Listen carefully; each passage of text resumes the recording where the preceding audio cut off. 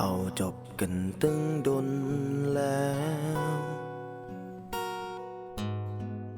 จนค่อยมีคนใหม่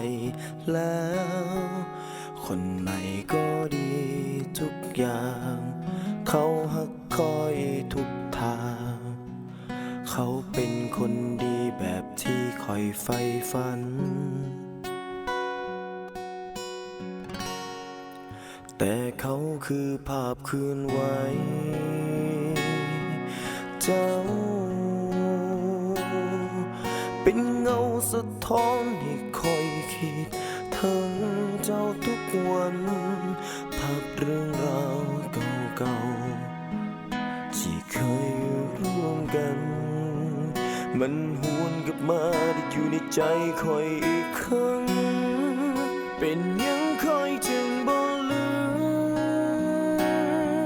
เธอยังคิดถึงเจ้าทั้งที่คอยมีเขาเคียงข้างกายเขาทำสิ่งใดก็เป็นเจ้าทั้งนั้นเขาดูแลคอยดีกว่าเจ้าได้ซ้ำแต่คอยก็ยังบ่ลืมเธอสับสนวันไหนบ่เข้าใจตัวเองเหมือนกันหรือมีสิ่งใดติดอยู่ในความทรงจำที่คอยบ่อาจลบมันออกไป